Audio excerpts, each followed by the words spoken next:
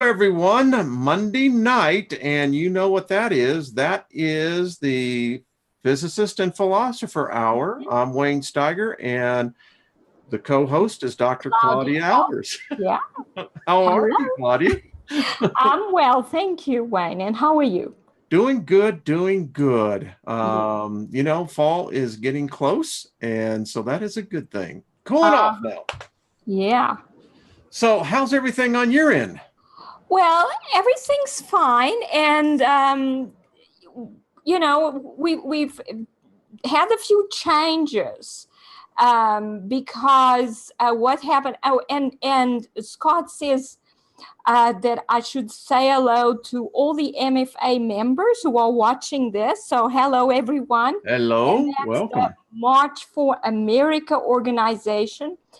And Wayne, the founder of this organization, his name was Scott as well. And he was a good friend of Scott's, and he died recently. Well, he was only 48. Young man. And so it's very sad. So the MFA organization didn't have anybody to really head it as, in live streams and the information, because they're all truthers. They're all interested in the truth. So Scott has decided, he was asked to, do that sort of thing, the live streaming, to help out with, getting the truth out to the members. So he's live streaming our live stream. Well, thank you, Scott, and thank you all the members. And truth seems to be the most elusive of all knowledge. Isn't that odd? It is, Wayne, because we're living in a world that seems overrun with lies, with deception. The truth is being hidden, buried, and it's so sad because we all want the truth. We want to hear the truth. Most people don't mind if it's bad. They'd rather know the truth. Indeed. And our governments are hiding it from us. Well, I did a show today on the national debt, and what I showed in detail to every American what this means. And, Claudia, here's the thing. Two things I want to comment. Number one, thank you, Brandon. Thank you very much. Two things. Number one, when we talk about truth, I think we live in so many lies, we don't even know what the truth is. That's right. If we saw it. And I think that's the travesty. The other thing is, as I pointed out to the audience this afternoon, they're not looking, they know they're not going to pay this back. The question we all should be asking, why aren't they concerned? Do you know what MIT's computer came out with today? What? Its algorithm has determined the apocalypse is 2031. And it ran through a myriad of scenarios in calculating this. It's a fascinating story. Now, if you look at everything that we've been talking about, it seems to almost be correlating, and I'm just putting this out there, Claudia, of the arrival of a comet. I did a program on, it's the comet right now that is so bright, they're estimating it to be brighter than our entire universe, solar system. How big it is. So, I don't know. That's amazing. Yeah, but I think that's a very good point. They're not worried about it because this is a system, a monetary system, a world financial system that is meant to collapse. Thank you. Absolutely it is. They designed it to collapse. They make a lot of money. The people who own the biggest corporations keep on making money. And with that money, they're buying real assets, which is land and rights to extract metals from the ground. And in the meantime, all of us are basically slaves because we all work for salary and then we go out and buy goods with whatever we earn whilst they get all the profit.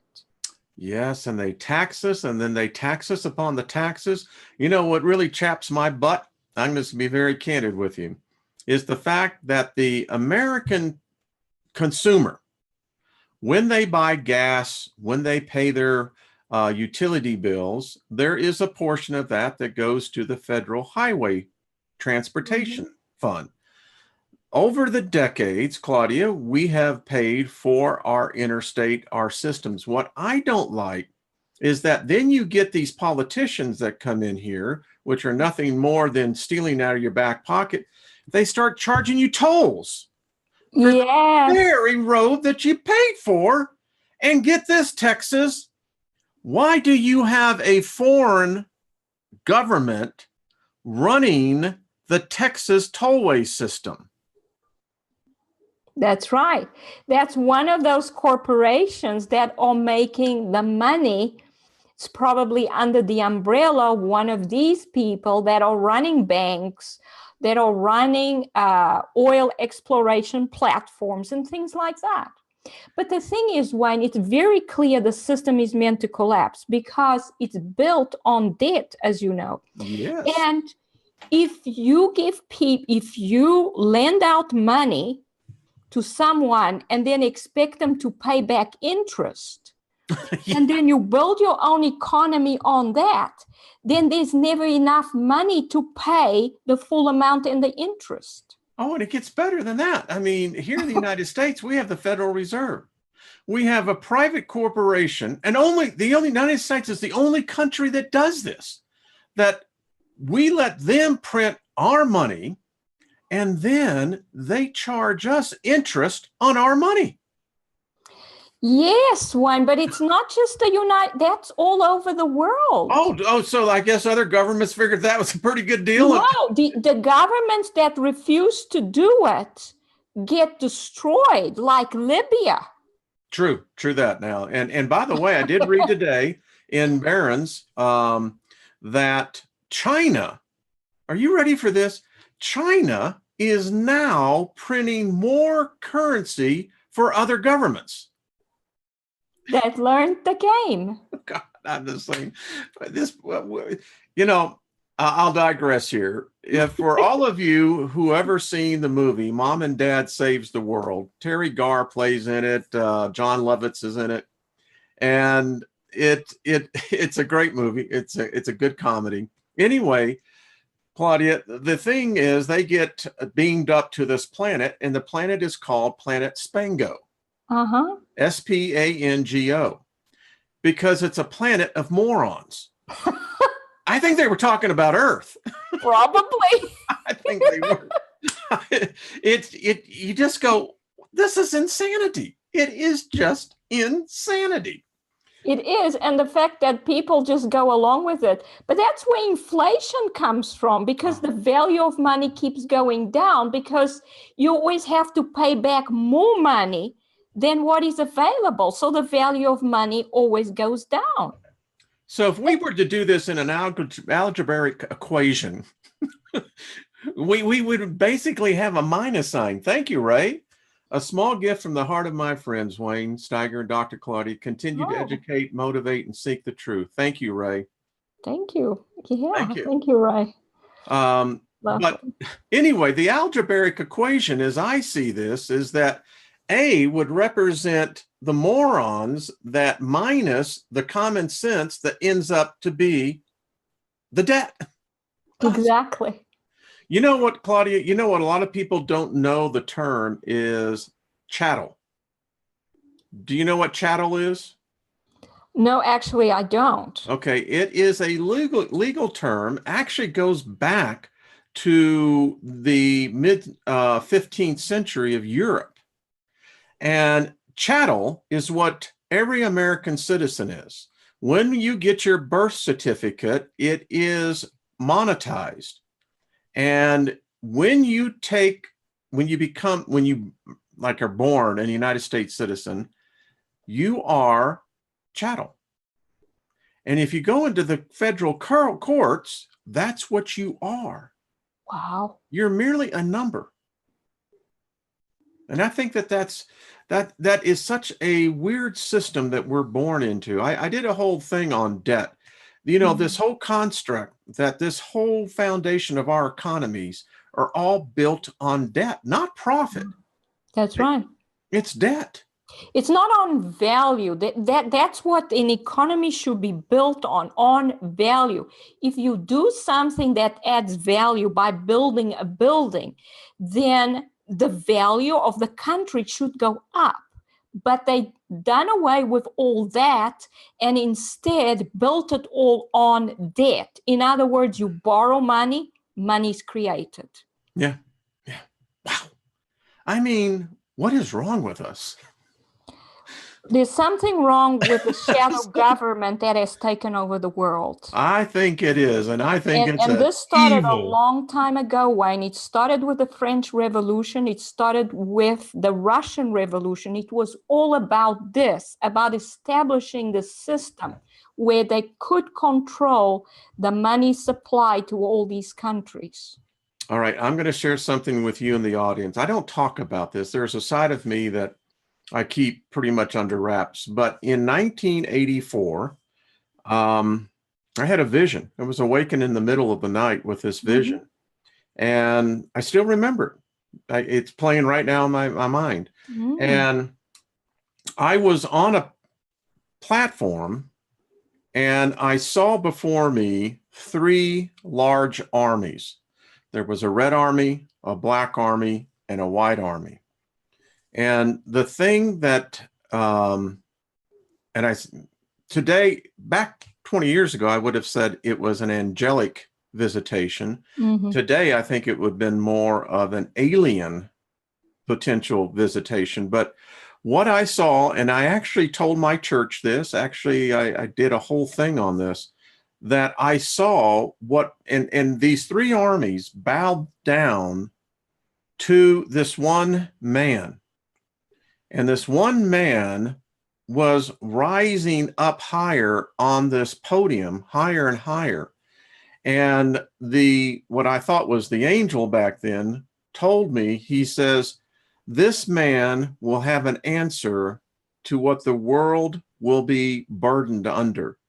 And the visitation said to me, it's a 4-letter word. Now, I knew in 1984 what that 4-letter word was. It was debt. Wow. Today, I'm living in 2018, and I see the world drowning in debt. And mark my words on this, Claudia, when that man arises, and he will have the solution, there won't be one bullet fired. Yes, but Wayne, that solution is going to be worse than what we have now. I don't know what the solution is, but the solution. I mean, it is in the Bible. Basically, what you're talking about is the Antichrist who comes in with all the solutions. Well, if that's how we tag him.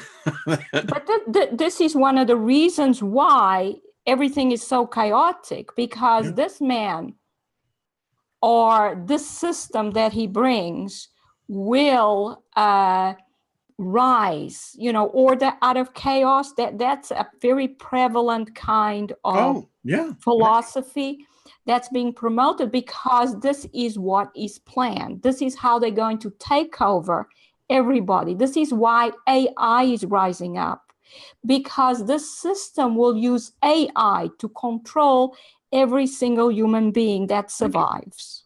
And I was telling people today on the show earlier, if you doubt me, just go look at Venezuela. I mean, folks, they have eaten all the animals in the zoo. Wayne, there are 2 countries in the world that this system is not controlling right now. Do you know what they are? No, what are they? Venezuela and Syria. You know what's happening in both countries? Oh, I go ahead. Yeah, they are being destroyed by the powers that be, because they're not in control of them yet. They want control over the whole world, every single nation. Listen, I love golf. And so yesterday I was watching the PGA Championship, which, by the way, was thrilling. Tiger Woods. I mean, it was a good distraction. You get that tickle up your leg. Yes. But anyway, but my wife and I were sitting there, and she turns to me And when Tiger Woods was making a putt, there were literally 5, 6, 7,000 people around the hole. Guess what every one of those people had? A cell phone. Ah, yes, of course. So, you know, and I'm looking at this now. People know my position. I tell them that we are worshiping a new God because this God, boy, we're getting into more philosophy than we are physics. But anyway, it's good. As I tell people, if you look at the definition of the term worship, it's that which has your devotion and attention. That's right. I contend that we give more devotion to our electronic magic, and it's a black mirror, folks. I'm going to do a show on this. But you look, Claudia, do you have your cell phone near you? No. That's all right. That's all right. I'm going to show my example what I mean by this. So here's my iPad, and when it goes back to, idle, it's a black mirror. Ah, it is indeed. It is. Now, people don't realize this, folks, but this is where the spell got cast. Do your research into black mirrors.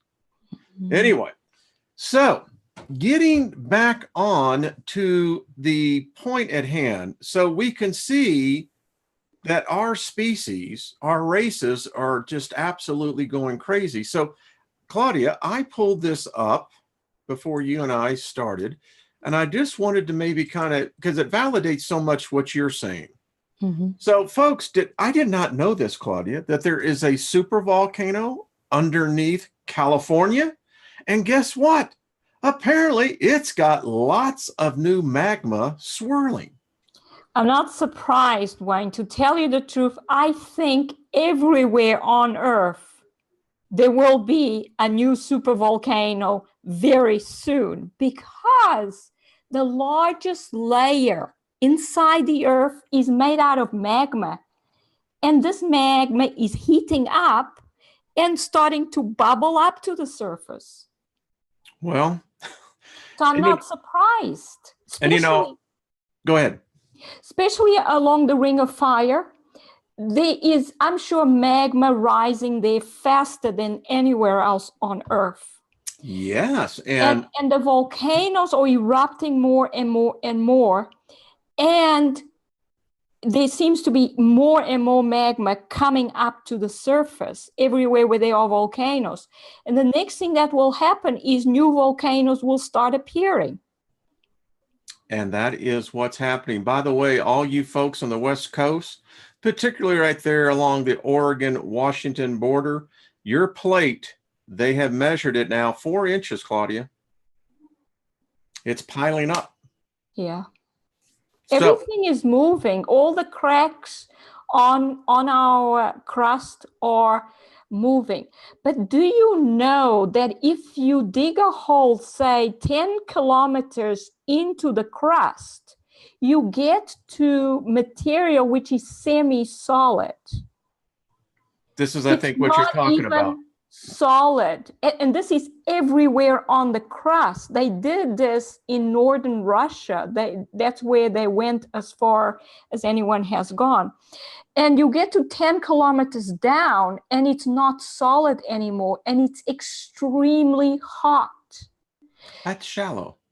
Exactly. That's on it. The crust is in places 100 kilometers deep. If you go down 10 kilometers and you hit hot material already, can you imagine how much magma is really under our feet? So 10 kilometers, is that what, 8 miles?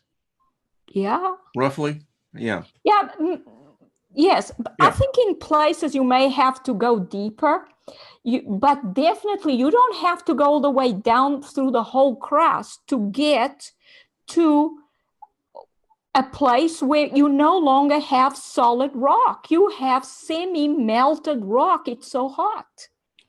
Well, our big concern here in the Rocky Mountain West, this is the one we're all keeping the eye on, and at Yellowstone.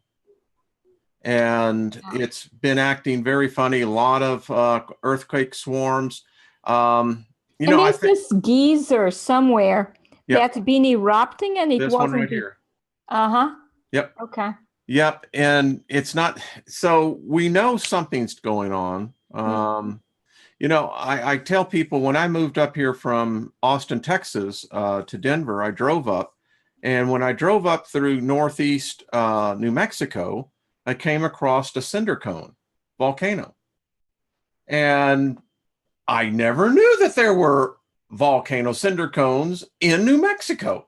But the interesting thing is, Claudia, as you drive, you can see the topography of the land. You can see where at one time lava flows were coming through.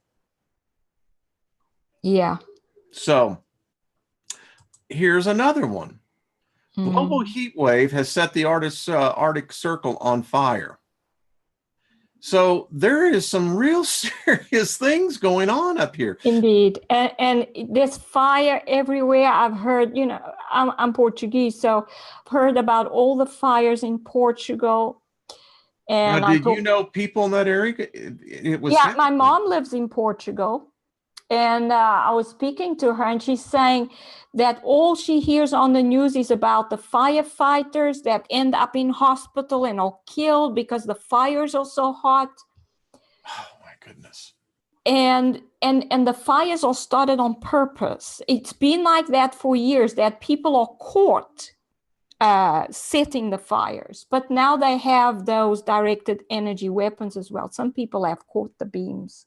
Well, here we've just been inundated with the smoke from California. And it's been such a prolonged event now that people are beginning to get lung issues, because the smoke, as most people realize, is smoke is heavy particulates. Yes. That's why it's smoke. Yeah. And it's not good to breathe. No, it's not. Especially if it's from these materials that are burned. So, you know, the houses are made out of very artificial materials. It's not wood. It's plastics mainly. So when houses burn, you get all this toxicity coming from them. So this is real concerning. We're seeing fire everywhere across the world. I understand up in Russia that they've had a fire. I guess they have, of these bogs, deep peat moss up in Siberia on the edges where it's getting warmer. That apparently they don't go out. They just keep burning. You know, it's crazy. Well, I found this one. I thought that this one was interesting, that the Gulf Stream is now showing signs of basically weakening. Well, years ago, we were told that it had stopped flowing completely. So what do you mean weakening? I doubt that it's even working at all. I'm just kind of telling you what they're saying here. I mean, you know. They always have telling the truth, but actually they're lying. The Gulf Stream, I don't think, is working very well anymore, and that's because of all the ice melting.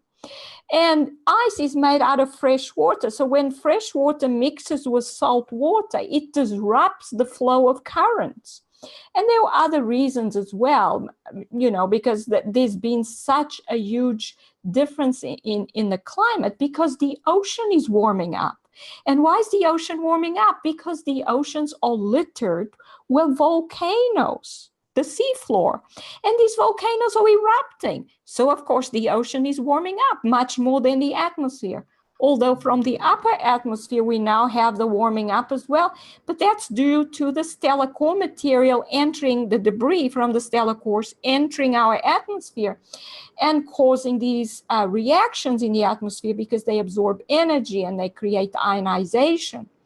So this is one of the reasons our climate is in total chaos. Yes, absolutely. And I think that, you know, I tell people all the time, the problem I have with the global warming crowd is this.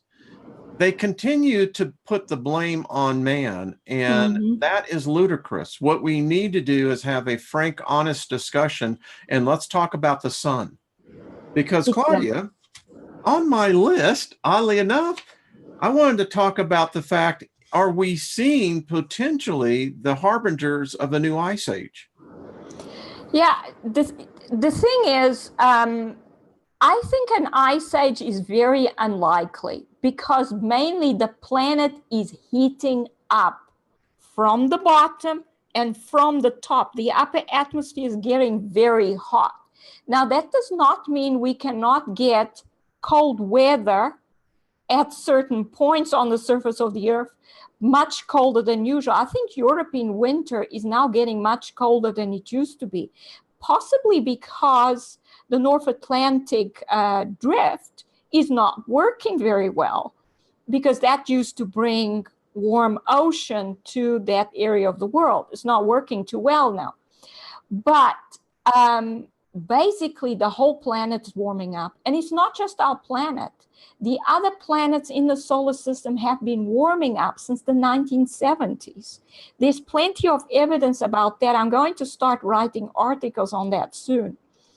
Well, this just brings up your point right here. Yeah. And I'll just digress and allow me to cut in. I have a lot of friends that live in La Jolla in that area. So folks, the reason why it's been so GD hot there is that because, Claudia, what's happened typically from the north comes the colder water out of the northern Pacific, comes along the coast of the United States, and this cold weather comes up to the surface, makes it ideal. Yeah. Well, guess what's happened? It's reversed. Oh, my goodness. The big story on this, folks, and you really should read this and do your research on this, because this is a real problem, Claudia. This water is so hot, it's changing the marine life and the ecosystem. Now, hot water at the surface is what's causing what we now know here in the West for this drought. There's no more cool air coming inland that lifts up and is taken into the inner interior. So there you go. Do you know, Wayne, I'm not sure that's the reason. The drought's been there for many years. And I know in Africa, there's this Namibia. It's just desert there. And they have a cold current flowing across there. And it's very cold water, that coastline. And inland, all you get is desert. There's no rain. It's a desert, the Namibian desert. So I think California would have been dry with that cold current. And the warm ocean, most coastlines that have warm ocean actually get a lot of rain. So I don't think the drought is to do with the current at all. I think most likely what they are doing is actually doing some kind of weather modification. As you know, they have the ability to control the weather. And I've written some articles about that as well. I have them pulled up here. Yeah, well, and the thing is, they never do anything good with the ability they have to actually cause rain. Instead, they do the opposite. They always try and destroy things, destroy countries, destroy regions of the earth with their abilities. They are evil. Well, I don't argue that. There is definitely that. So as we get into your papers, I want to bring up this story again, that this story continues to get more and more bizarre. And I brought this up through the archives. This was August 6th when it was first announced that this was the second story. The first one we had was the brown dwarf. And that's what they were calling this. Then they came out and said, no, it's actually a rogue planet that has incredible auroras and this huge magnetic field that is apparently influencing Earth. Oh my goodness. Okay. The thing is, I mean, I'm going, it's they're saying it's 20 light years away. How that? Okay. How is that possible? Yes, how is that possible? Aren't they saying that Jupiter's doing something to our planet? Because Jupiter is getting incredible auroras too. Oh, I sent you the picture that was taken by one of the viewers, Melissa. It was just and as she said, she didn't do anything about it. it makes one wonder, doesn't it? Wayne, it's absolutely ridiculous. You know, they absolutely say nothing about what's going on with the sun. The fact that there are objects there, there are objects in the corona, it's irrefutable. The images are there. I show them all the time. I just written an article, which I'll send you soon, about that, where I show the pictures. It's absolutely obvious that these objects are there. Are there any astrophysicists saying anything about it? No. Instead, they're looking 20 light years away and saying these objects are influencing Earth, when we have objects at 1 AU away, which they are ignoring. Now that's an AU is approximately 93, 94 million miles. 93 million miles, yes. So someone wrote me, we get a lot of emails and I forward many of them on to you. So someone brought out, could Claudia talk about the Kuiper belt, the Van Allen belt, and the Oort cloud, specifically the Oort cloud, as to what is it? Do we really know what is in the Oort cloud? Okay, so the Oort cloud is supposedly the solution to the comet problem. And the comet problem is that these objects are coming in to the solar system at extreme elongated orbits, and they are very colorful. They have comas, they have tails, and you know, the scientific community cannot admit that there are electric effects occurring in the universe. Comets are actually electrical in nature. They're just like asteroids. They're pieces of rock. But they come in, and when they come at a very elongated orbit, they go through different potential differences, and that causes them to discharge what's called the solar capacitor. So they attract current ions, positive particles, and negative particles from the sun. These combine and create water, sodium dioxide, when they have chemical reactions. And at the same time, light's emitted. That's what comets are all about. But they said, oh, well, these objects are just snowballs. They're just full of ice, and there's just ice coming out of them. And they coming in very fast from this elongated orbit, and they must come from outside the solar system. So they must be around the solar system a belt of objects, a spherical belt, a spherical shell, where all these like asteroids are, but they mainly ice. And now and then something perturbs them and they come into the solar system. But they've been there since the beginning of the solar system, because they cannot bear to realize that there are new objects coming into the solar system from outside of the solar system all the time. They want to pretend that the solar system is the way it is from the time it was formed, and all these objects were there already. Nothing is coming inside the solar system from outside it. Everything was there from the beginning, because they're afraid that people might start asking, but what else could come in and cause trouble for our planet? So that's where the Oort cloud. Now, there are lots of astronomers that don't actually believe that there is an Oort cloud, and Carl Sagan was one of them. And there is actually no evidence that there is a Oort cloud. No one has actually come up with enough evidence. It's just a theory for where these comets are coming from. I actually believe that these comets are coming from outside our solar system, just like the stellar cores. The Planet X system is coming from outside our solar system. And so these objects are just moving through the galaxy, and they just happen to come into our solar system. That's all. And but they don't want us to even question that, and that's where the Oort cloud came from. The other is the Kuiper belt. There is some evidence that there is a type of asteroid belt outside the orbit of Neptune, where there are lots of asteroids.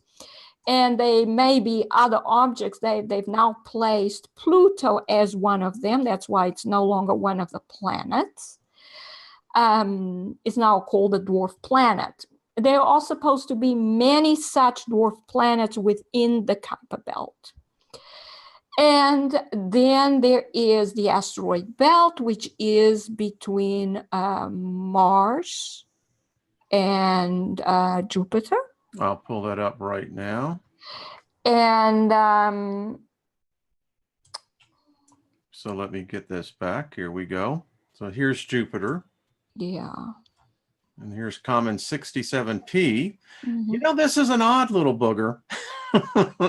Been following this a while. This Comet 67P, it's anyway, I digress. So here we are. Have you noticed how many comets we've been having for quite a few years now?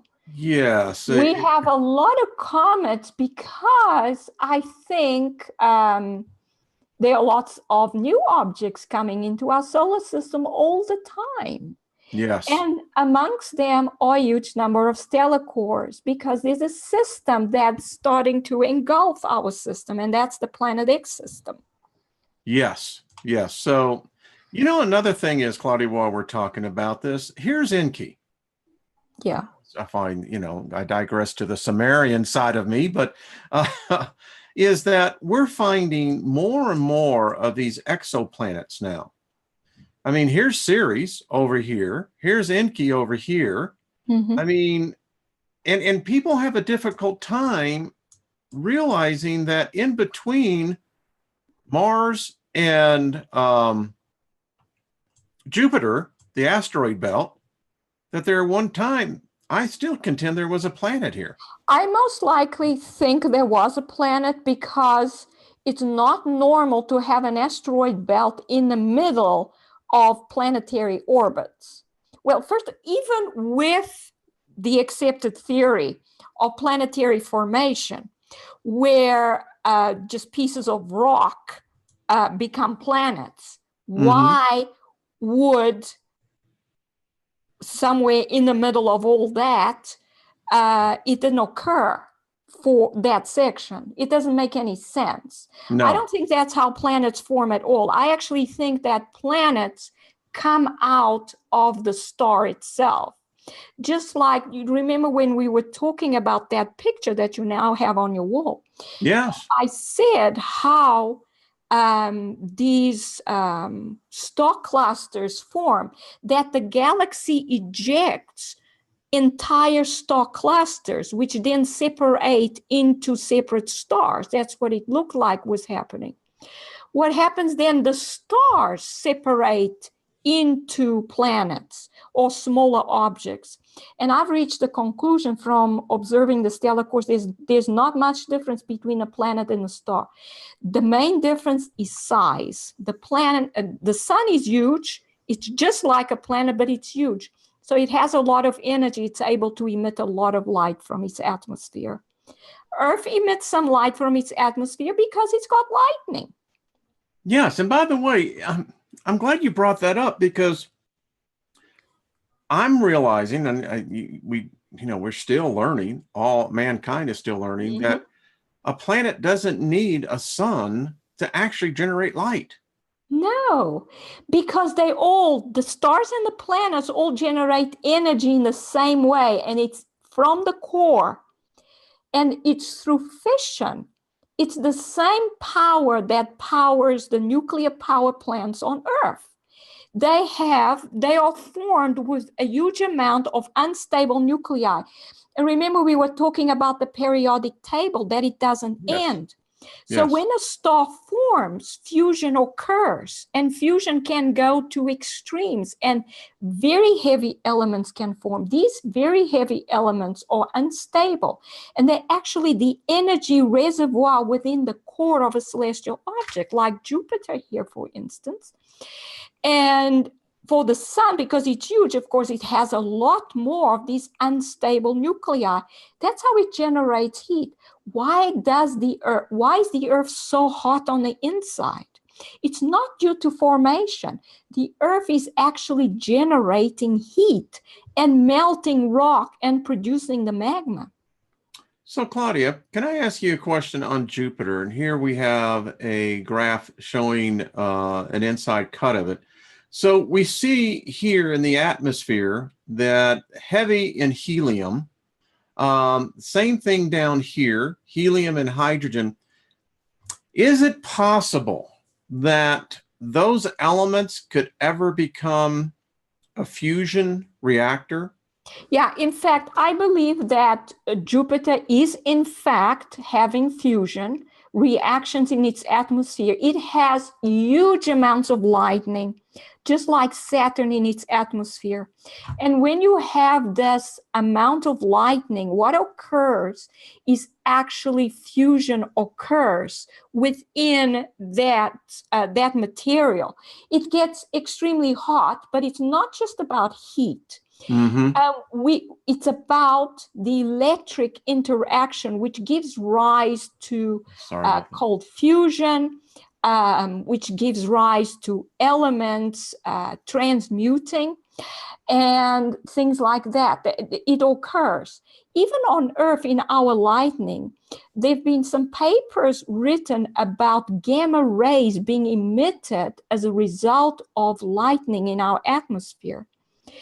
And gamma rays are very high energy radiation. Whenever you have very high energy radiation, you usually have fusion taking place as well. Interesting. So I'm going to pull this back up. I apologize how it hit on that, because I think you're bringing up a really interesting point for myself, is that, and I know that Arthur C. Clarke actually postulated the idea in his 2001 Space Odyssey, that in 2010, and the follow-up on that Jupiter actually did become reignited, and the mass amount of the moons around that planet started to become planets. Yes, I remember that about Space Odyssey 2001. And I enjoyed that movie very much. But there's no need. Jupiter is already a star. It emits a lot of radiation, produces a lot of heat. And I don't think they call it a gas giant. I don't actually think that these planets are made out of gas mostly. They have a gaseous atmosphere, but probably not very far down, you will probably meet a surface. Interesting. Just like the sun, I don't think it's gas anymore. I think just like the stellar cores, there is that gaseous envelope around it, its atmosphere, but below that there's semi-solid material, and below that there'll be solid material. And isn't it odd? I was just looking in here, so we're seeing the core elements again. Saturn is much like Jupiter. Yeah, they are. They're both stars. The reason why I call them stars is, and the way I differentiate stars from planets now is, they have rings. Jupiter has very thin rings. Yes, it does. It actually has a capacitor around it. And the way we know it is because when the comet Schumacher-Levy 9 crossed into the region close to Jupiter, what was in its tail changed from water to sulfur dioxide. And that's because the comets absorb material, ions, from the environment. So that meant that there is a different environment around Jupiter than there was in the rest of the solar system. The rest of the solar system was the solar capacitor. Around Jupiter was the Jupiter capacitor. So that means that Jupiter is having a solar wind. It's ejecting particles from its atmosphere and creating this capacitor, this ring pattern. And Saturn, of course, we know has rings because we can see them. This comes from material ejected by Saturn. And therefore, Saturn has a type of a solar wind, just like the sun. That's why they are both stars. Interesting. I just want to point out, here's Neptune, and you can see it has a completely different structure than the Saturn and Jupiter. Yeah, well, I don't believe very much that they actually know what the structure is, because they come up with the structure based on theory, not on actually sending probes inside the planets. That's a good question. I had someone ask me to ask you that question. Why do you think it is that we do not send more probes to, as he said, the moon, Venus, Mars, Jupiter, Saturn? Those would be the ones you think we'd be exploring. The thing is, we do not want to explore and look for solutions to which the powers that be don't want us to get the answers to. That's why we don't look at the sun, because of what's happening there. That's why we look 20 light years away and say, that's why this is happening. So here's the Earth, Claudia. That's a lot of heat. Yes. I mean, you look at this. And it's getting hot all the time. Yeah. And it's a completely different structure makeup than what we've seen in the outer planets. I think actually Earth is the only planet we know more about the internal structure than any other. But I think whatever Earth is like, most of the other planets are like on the interior, in the interior as well. That's one of the things that I think we can translate to the other planets, because as I have seen from from observing the stellar course, it's the same for all objects, small and large. They all have the same type of structure. I think they all formed in the same way. The stars just emit an extreme amount of light because they are so huge. But even the planets will emit some light, and like then our planet does. You see, and they're proving that now with the rogue planets, that they don't need a star. That's right. I mean, they're finding that, but if they had been looking at the stellar cores, they would have discovered that long ago. But of course, that's taboo. We don't look at the stellar cores. You know what? I have found out there's two things. There's a lot of taboo-ness going on: religion and science. Yes, they've made science into a religion, Wayne, because it's about what you believe. Oh, the Big Bang model has clearly been falsified, but we just like it too much. We still believe in it. Well, it's a good show. It's funny. You're going to go and take the Big Bang out of the whole situation. You just took all the joy out of it. Exactly. Well, it just goes to show you, and I'm just going to pull up Cirrus here because, again, you know, now this clearly looks to be a moon to me, but yeah, it's, again, Claudia, is the fact that we're finding these spherical objects out there, and not just one, there are thousands in our solar system. Yes, and Jupiter now has 79 moons. What's up with that? I mean, it's going up all the time. But only 53 have been named so far. But the thing is, it keeps going up. One of these days, Jupiter will have more than 100. See, now that's getting weird. That's all I got to say. You know, I mean, all the outer planets are gaining more and more and more moons. I think Earth has gained quite a few as well, but they don't want us to know about those because, you know, then we would realize something maybe up in the solar system. But but that's why we have those sun simulators and those chemtrails, because they don't want us to see what's out there, what's actually affecting our planet. Well, to be very candid with you, I had my telescope out the other night, and by the way, it did not. I'm just going to be candid with you. Made a video on it, and I'll post it. Jupiter was eclipsed. Oh my goodness.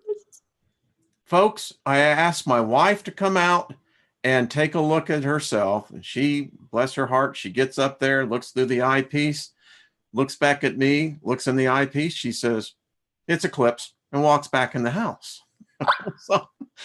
And that's my wife. I mean, Lynn is a very practical person. You know, she's a no-nonsense individual. And of course, I'm still trying to tell her, well, it's not supposed to. She's in the house already. It's like, you know, what's your problem? You're not believing what you're seeing. Yeah. The thing is, I think there's this YouTube channel called Boogeyman, and he also has a telescope, and he was looking at Jupiter. And as he was looking at Jupiter, it broke up into two pieces or something. And I thought, yeah, well, because it's a holographic projection. And it's very difficult to get a holographic projection of planets inside our atmosphere that are supposed to be in the outer solar system and get it right from every point on the surface of the Earth. I must give them credit. It's extremely difficult to get it right, which is why we're seeing so many mistakes with it. Oh, and they're coming in all the time, Claudia. I know, but they're really trying, Wayne. Of course, I'm being facetious. I know, and let's see. So Jupiter is what? Jupiter's what? Is it 54 AU away? Is that right? Yeah, something like that. I can't remember offhand, but it's far. No, it can't be that much. No. I'm thinking 7 AU or something like that. Yeah, probably that's what you're probably. That's yeah. I'm an error, but yeah. The fact is that as I was out Saturday night, even with the smoke that was in the sky diluting what we were seeing, I don't know, Claudia. It just seems like these planets are really bright. Too bright. Too bright. I mean, exactly. Saturn. Go ahead. Because you see, with the chemtrail layer, it's very difficult to see anything outside our atmosphere. I guess during the night it may be easier, but don't forget our sun is very weak. So our sun must be very dim when it's on at all. So that means that the planets cannot be that bright. So I doubt that we actually seeing the real planets very well. I mean, we could still now and then be seeing them, but I doubt that we actually seeing them like we were, say, 50 years ago. I don't think it's possible that we're not even being able to see them at all anymore because our sun is so weak because of the planet X system. So what they decided to do is instead of letting everybody know that there's something wrong with the sun, they put sun simulators up. And then, of course, what do they have to do there for the moon and the planets, which are just reflecting sunlight? If there's something wrong with the sun, they have to do something about that as well. So they would use holographic projections in the atmosphere. So I've had a number of people submit videos of the sun blinking. Oh yeah, well, the sun simulators blink. Yeah, and and I have one video. I have permission to use it. I wanted to bring it up for you because this individual, and I think it's this one right here. Give me 1 second, Claudia. I want to. You're not seeing this, but I am, and I want. Yes, this is it. All right. So please allow me to show you this, Claudia. You have not seen this. So let me get you here and let's view this together. So this is taken from Orlando, I believe, and I'll let the video speak for itself.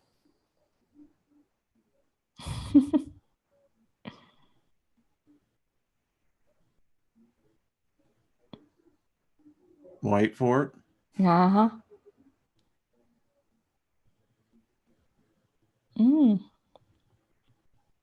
We'll let it play again. There you go, Claudia. Yeah, it's definitely blinking. I mean, I think they're having a bit of trouble stabilizing that simulator.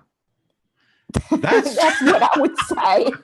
That's what I would say. But so I don't know. People. Well, obviously that's not the sun. First of all, it's white.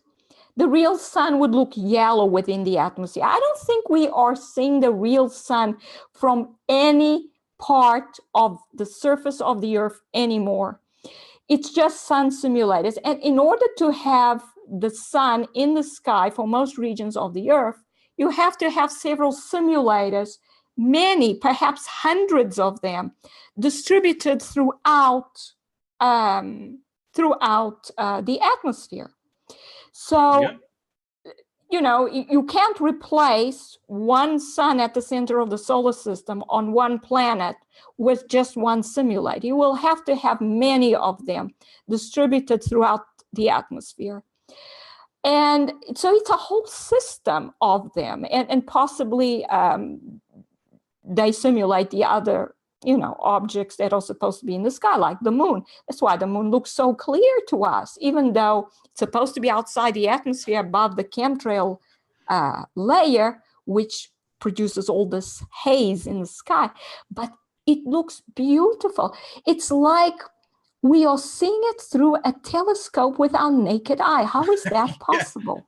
Yeah. I'm still trying to figure out how it stays up there, but yeah, I'm right there with you. And when you see it through a high-powered telescope from some observatory, it looks worse than it does when we take a picture with a cell phone. Yes. I have another video. And that doesn't make any sense. Okay, here's the second one. I don't know. I have recorded this event myself. There have been others that have done the same. So Claudia, this one, I really don't know what to tell people. I'll let you take a look at it. So here, this is again in Orlando, in Florida. It's sunset. And look what's happening here, Claudia. Wow. Oh my goodness. Well, watch.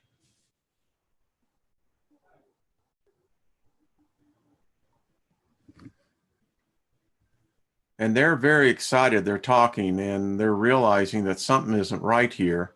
Yeah. Look at this. It goes from horizon to horizon. Mm-hmm. What is that? Well, first of all, we have objects that are emitting light. So right here. That pink stuff, that pink light, that's not normal to our atmosphere. The only reason we have these is because stellar core matter is entering our atmosphere and emitting this light. We also have stellar cores that are interacting with our atmosphere and are emitting this light. And then we have sun simulators that are inside the atmosphere. So they illuminating the lower part of the atmosphere. The atmosphere is not being illuminated, especially close to sunset, from the top. It's being illuminated from the side. So when you have an object in front of the simulator, it creates these shadows. Interesting. Well, so that's what we are seeing here. That pink light is possibly coming from one of the stellar cores that are emitting that light, but it's below the horizon. Yeah, and you can see it's in the above, it's up in the upper atmosphere. The clouds here gave us a really good sense of depth perfection here. So, wow. I mean, I just thought I'd show this to you. I don't know what brought it on, The moment you see pink is impossible to have in our atmosphere. And we usually see it at sunset anyway, when the simulators are illuminating even more the lower part of the atmosphere from the side. And we see the pink. The pink is a mixture of blue and red. Now at sunset, all that's supposed to be left of sunlight is red. And all the other colors, which is the blue and green, should have been scattered out, and red should have been left. But there shouldn't be any blue left in sunlight at all. So where is the pink coming from? Because it's a mixture of blue and red. Very odd. Impossible. This is the reason why I started investigating Planet X at all, Wayne, was because I saw pink in the sky, and not just where the sun was setting, above my head and on the other side of the horizon. Hello, you warrior princess. Well, I think that this is more indication, Claudia, that, I mean, our whole reality, to me, it's like we're in a washing machine. And it's very difficult to figure out what cycle we're on. Because I don't know if we're in the wash, rinse, or spin. Yes. This is where a physicist training helps. I bet it does. I spent a long time training my students to focus on one thing at a time. It's very difficult. They find it extremely difficult to learn. But because of our limitations with our brain, it actually takes training to focus on one thing, and then the next thing, connecting the two, and then connecting another one. But you have to focus on one thing at a time and then pull something else to connect it with, slowly and carefully. And it takes training of your mind to do that. And that's part of a physicist training, to be able to focus on just a few things, sometimes just one thing, and progress from there. Because if you start to think of the whole universe, you are going to get lost. Very, very good, folks. This is why we come here Monday nights. You know, Claudia, you're teaching us. And I think that if all of us can just take a, you know, I say, well, what's your takeaway? Well, I think number one is that if we stay focused in one element, and I like how you said it, then we can begin to build other elements to that. Mm-hmm. You know, it's much how I write software. Yeah, this is one of the reasons also why I like writing, because it slows my mind down. So I have to focus on one concept at a time. And once I get that concept, then I can remember something else that connects to it. And then I built all the theories like this by taking the observation, connecting observations, figuring out what goes with what. And that's how I built everything. But then this is how a physicist is supposed to work. That's why I was training my students to think like that. Well, you're training us. Yes. And it's working. And wonderful. You know, I got to tell you, I say this all the time, every time we meet, you know, it's an honor to be able to have you for these shows, because I think it's so rare to have a trained scientist, a physicist, a particle physicist on top of that, that will take the time to, and what I love about your style, Claudia, is that it's such a way that a layman as myself can not only comprehend, but I can apprehend the theory behind it and the thought. So, yeah, the thing is, Wayne, I believe that a physicist who cannot explain theory and concepts and their own research in terms that anybody can understand, then they don't really understand what they are doing. I love that. That we ought to begin to copyright. I like that. Well, this hour has gone by. I tell you, Claudia, we had the largest audience in here tonight. Wonderful. We were getting close to 400 people. I think it was 410 is what I saw at one point. Wow. So, you know, folks, continue to send us your emails. We do our best. I can actually, it looks like we have someone from, I don't know, Daddy J. I don't know what that language is. It's all Greek to me. I don't have it up because yeah, it's I don't know what that is. So maybe I'll look at it later. And you have quite a fan club, Claudia. They just love you. So. Thank you. That's lovely. Well, yeah, for me it's a privilege. You know, Wayne, I enjoy teaching. I enjoy it when people understand something about the universe, because I was able to enlighten them. I love to see the light in people's eyes when they understand something. I loved it when I saw it in my students' eyes. And I just what we need to do? We need to get you to go on tour. Oh.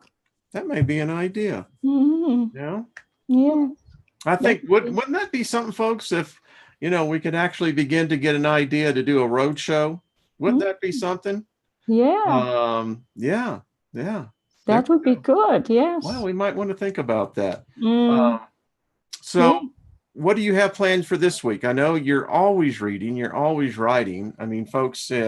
Yeah, I have just written one little article based on one question. And I wrote it so fast, but it was the question, why don't astrophysicists something like recognize your work or something? So I knew immediately what the answer was. And that is, first of all, they are silent. Why are they silent? Because they cannot refute the evidence, because the images are just too many showing these objects are there. So they are silent. There's nothing they can say to refute it. And they are silent because they are afraid. Because if they go with the truth, then the same thing will happen to them that happened to me, that happened to Holton Arp, that happened with James McCanney. And if they're not low down in terms of prestige and being known worldwide, they will be even more in danger. In other words, if they're well-known astronomers, they will be killed. And that's Schumacher, Eugene Schumacher he was a planetary scientist, and he discovered that the impacts on Jupiter meant that comets were not little snowballs.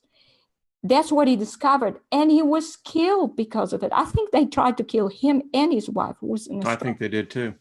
And she survived, but he died. And Robert Harrington. Yeah. Yep.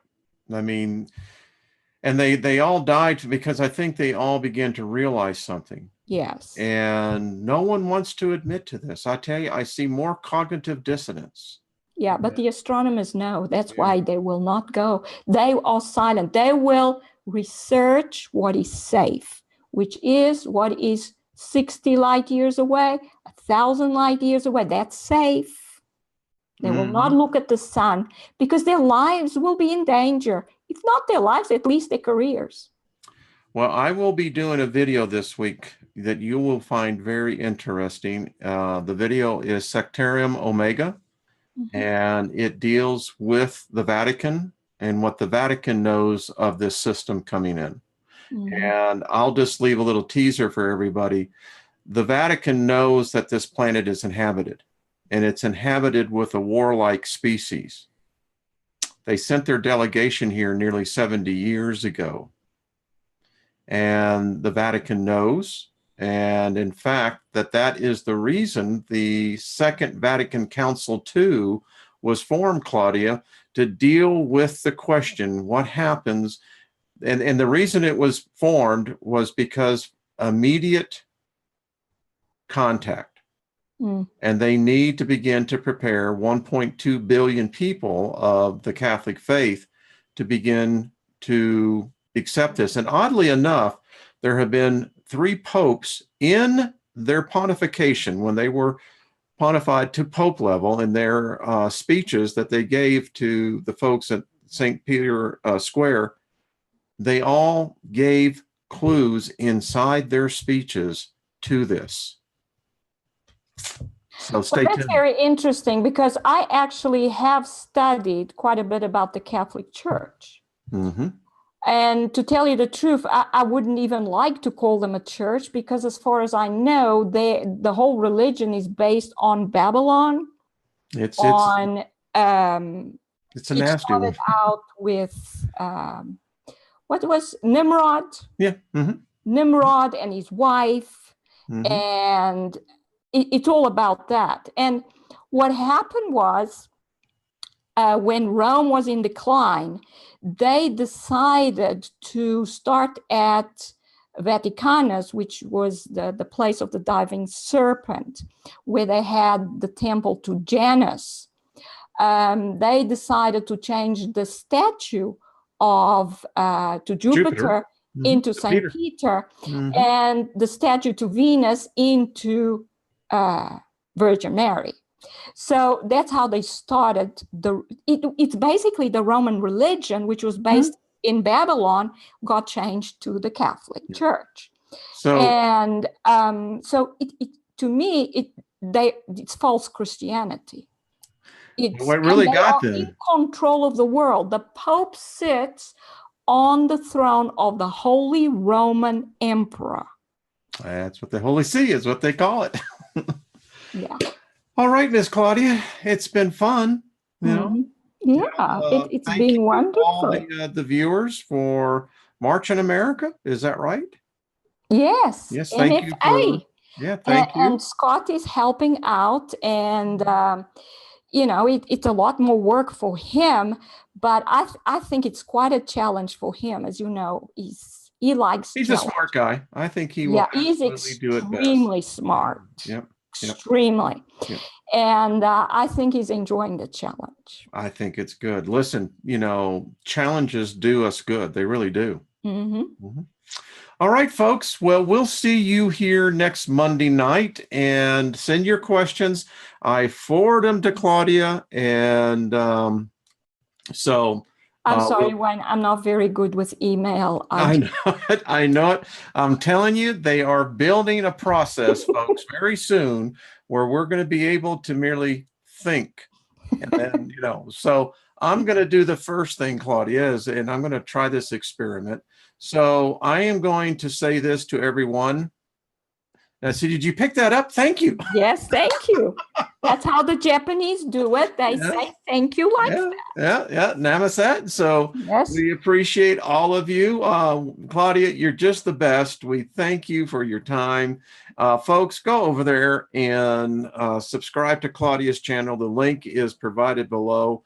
Listen, we need to support scientists like Dr. Albers. That Dr. Albers has paid a heavy price for her stance and what she believes in. And I tell you, when you see a person who will put their career on the line, that, folks, is what I call someone you can get behind yourself. So, Dr. Albers, I thank you. I thank you for the fact that Thank you, you're a Wayne. voice amongst many silent voices, and we're the better for it. That's all I got to say. Thank you. All right. All right, folks, be good to yourself. We'll see you again real soon. Thank you, all the moderators. Thank you for everyone who's come in. We will see you again real soon. Be good to yourselves. Dr. Albers, we will see you next week. See you next week.